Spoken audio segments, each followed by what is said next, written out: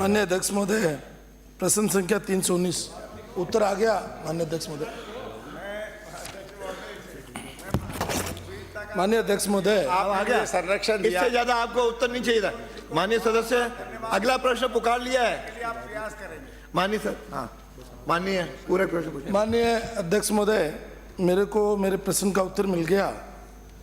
चूंकि माननीय मंत्री जी ने मुझे उत्तर में जो बातें लिखी हैं वो उसका अध्ययन भी मैंने कर लिया। मेरा आपसे निवेदन ये आपके माध्यम से माननीय अध्यक्ष महोदय, राजस्थान खाद्य सुरक्षा नियम 2023 अधिसूचना दिनांक 28 जून 2023 के अनुसार समावेशन सूची में सम्मिलित अनुसूची 1 अंकित अनुसार खाद्य सुरक्षा तहत चयनित पात्र परिवार और लाभार्थी को शामिल किया गया है। तो डीडवाना विधानसभा क्षेत्र में ऐसे कितने लोगों को सम्मिलित किया गया है?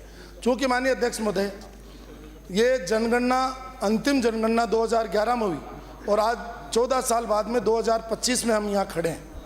और ये जो गैप आया जनगणना का, जनगणना 2011 के अनुसार डीडवाना की जनसंख्या जो थी माननीय अध्यक्ष महोदय वो लगभग 4 करोड़ थी। और अभी माननीय मंत्री जी ने जो मुझे जवाब दिया है उसमें 4 करोड़ 7 लाख के करीब लगभग बताया। मेरा नहीं 4,07,000, सॉरी मैं वापस लेता हूँ 4 करोड़ को। ये इन्होंने वो फैमिली वो बताई हैं लाभान्वित, लेकिन लगभग 4,07,000 यूनिट बताई है। तो मेरा ये कहना है कि मेरा जो मूल सवाल है कि इन्होंने राजस्थान खाद्य सुरक्षा नियम 2023 में जो इस अधिसूचना के जरिए अधिसूचित जो लोग किए गए थे उनमें कितने परिवारों को और कितने लोगों को लाभ दिया है?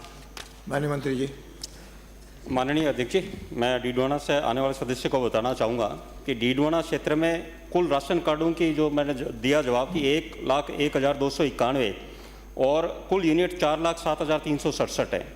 अब आपका ये कि लाभार्थी जोड़ने के लिए कि हमने जब इसमें पिछले साल इसमें 3,580 व्यक्तियों को इसमें जोड़ा गया, इस आपकी डीडवाना से, विधानसभा क्षेत्र डीडवाना से। और 26 जनवरी 2025 से एक खाद्य सुरक्षा पोर्टल जारी कर दिया गया, खोल दिया गया है और इसमें नए नाम जोड़ने की प्रक्रिया चालू है, जिसमें आपके विधानसभा क्षेत्र डीडवाना से 4,276 आवेदन प्राप्त हुए हैं। जो आपका प्रश्न है कि अनुसूचित जाति और दूसरे लाभार्थी उन सबको लाभ मिलना चाहिए, वो सबको लाभ इसमें जुड़ने की प्रक्रिया चालू है, लाभ उनको मिलेगा इसमें। माननीय अध्यक्ष जी, मैंने तो खाद्य सुरक्षा मतलब जो है नियम 2023 के अंदर कितने परिवारों को लाभान्वित किया गया है, क्योंकि ये जो नोटिफिकेशन हुआ माननीय अध्यक्ष महोदय 2023 में हुआ। उसके बाद में इसमें जो कैटेगरी डिसाइड की गई है वो 35 कैटेगरी डिसाइड की गई है, इनके प्रतिवेदन में ही है। मैंने तो वो पूछा है, ये तो NFSA और नॉन NFSA की बात कर रहे हैं। मैंने तो NFSA और नॉन NFSA के अलावा भी एक अधिसूचना गवर्नमेंट ने जारी की है जो इन्हीं के प्रतिवेदन का हिस्सा है, जिसमें टोटल 32 कैटेगरीज हैं। उस 32 कैटेगरीज में कितने लोगों को सम्मिलित किया ये पूछा। मैं आपको जितनी आपने सूचीवार पूछी है उनमें बाइफरकेशन करके मैं आपको सूची उपलब्ध करवा दूंगा आपको, जिसमें जो आंकड़ा मेरा पहले का है। अगला प्रश्न है। कोई बात नहीं, मैं आपको दे दूंगा। मेरा पहला क्वेश्चन था, उसका जवाब आपने दिया कि मैं पूछ करके दे दूंगा, मुझे कोई एतराज नहीं है।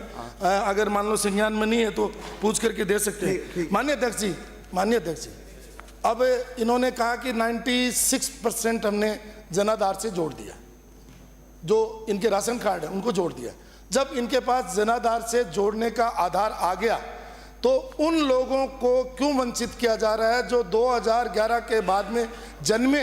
उन लोगों को इस चीज से क्यों वंचित किया जाए? सरकार 1 साल हो गया, क्यों नहीं? क्या सरकार जनाधार के माध्यम से जो जनगणना हुई है उसके अनुसार शॉप्स खोलने का विचार रखती है, उसके अनुसार ही राशन देने का विचार रखती है, इसके अनुसार ही प्रधानमंत्री जन अन्न कल्याण योजना के तहत या जो 5 किलो दिया जाता है वो अंत्योदय को 35 किलो और बाकी लोगों को 5 किलो क्या देने का विचार रखती है? माननीय मंत्री जी। मैं माननीय अध्यक्ष जी, माननीय सदस्य गण को बताना चाहूँगा, डीडवाना से आने वाले सदस्य को, जो आपने पूछा कि 2011 के बाद बच्चे जिनका जन्म हुआ उनको जोड़ने के लिए, तो आपको बताते हुए मुझे हर्ष है कि पिछले वर्ष हमने 12,95,000 लोगों को जोड़ा। उसमें ज़्यादातर जो बच्चे थे उनको जोड़ा, और साथ में शादीशुदा महिलाएं थी उनको जोड़ा। और अभी जो पोर्टल 26 जनवरी से शुरू किया गया है उसमें भी 6,87,721 जोड़ दिए गए हैं। उसमें ज़्यादातर बच्चे हैं और शादीशुदा महिलाएं उनको जोड़ा गया है। अगला प्रश्न माननीय अध्यक्ष जी, हो गया, दो हो गए। बच्चों की आंखों का आई जो कॉन्ट्रैक्ट लेते हैं 5 साल तक के बच्चों का एक्सेप्ट ही नहीं कर रहा है, इनकी मैं मशीन जवाब दे रहा एक्सेप्ट नहीं हूं। कर ये रही। बात कर लेना। नहीं, मैं अध्यक्ष जी जवाब दे देता हूँ। जवाब। ये जो प्रश्न आपने कहा कि इसमें हमने जो EKYC करा रहे हैं उसमें हमने 10 साल से कम जो बच्चे हैं उनको छूट दी गई है कि उनको ना तो आइरिस कराने की जरूरत है ना उनको EKYC कराने की, उनको छूट दी गई है। 70 साल से ऊपर भी है उनको भी छूट दी गई है कि उनके लिए कोई संख्या बता दो आप। डूंगर